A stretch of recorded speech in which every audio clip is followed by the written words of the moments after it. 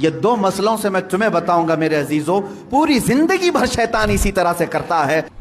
پہلا والا جو مسئلہ ہے پیشاب کے قطرے کا، پہلی مرتبہ ایسا کبھی ہوا ہے تو جاؤ دھل لو۔ ایک بار ایسا ہوا کہ پیشاب کا قطرہ ٹپکا ہے یا لگ رہا ہے، جاؤ دھل کے آ جاؤ۔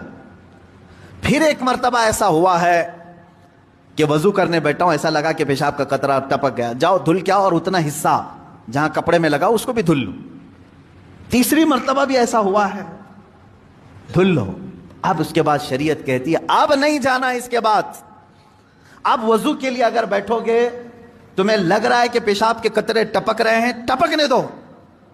تم پانی لے لو ایک چلو میں اور اس جگہ پر چھڑک دو پانی وہاں پر اس کپڑے کے اوپر چھڑک دو۔ کیوں؟ اس لیے کہ کہا گیا ہے کہ بعد میں اگر تمہیں وسوسہ بھی آنے لگے تو یوں سمجھ لو یہ پیشاب کا قطرہ نہیں بلکہ میرا چھڑکا ہوا پانی ہے، میرا چھڑکا ہوا پانی۔ اچھا ایسا کیوں کرایا گیا؟ شک تو ہو رہا ہے۔ سنیں فقہائے کرام نے فرمایا اے بندے تجھے عبادت اللہ کی کرنی ہے۔ کس کی کرنی ہے؟ اللہ کو راضی کرنا ہے۔ اور یہ جو وسوسے آ رہے ہیں تجھے یہ شیطان کے ہیں۔ اگر تو بار بار اٹھ کر کے دھونے کے لیے چلا جائے گا تو بات یہ ہوگی کہ تو شیطان کی پیروی کر رہا ہے اللہ کو چھوڑ کر کے۔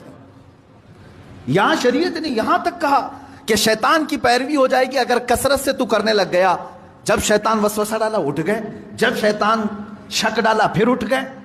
بار بار اگر خیال آ رہا ہے تو اس پر عمل کرنا جائز نہیں۔ پانی چھڑک لو اور کہو میں شیطان کی پیروی نہیں کروں گا، میرے مولا کی عبادت کروں گا۔ دوسرا مسئلہ نماز کا کہ جس میں اگر 3 میں 4 میں شک ہو، ایک بار ہو گیا تو چلو دوہرا لو، 2 بار ہو گیا تو چلو ٹھیک ہے، جتنا یقین ہے اس کے آگے کی رکعتیں پڑھ لو۔ اب اگر بار بار ایسا شک ہوتا ہے تو فرمایا گیا اپنی نماز ویسی ہی کمپلیٹ کرو، اس لیے کہ یہ شیطان تمہیں وسوسے ڈال رہا ہے۔ اگر تم اس کے وسوسوں کی طرف جاؤ گے تو یہاں ہوگا یہ کہ تم شیطان کی پیروی میں لگ گئے۔ حقیقت میں نماز تو رحمان کی عبادت ہے۔ آپ سمجھ رہے ہیں؟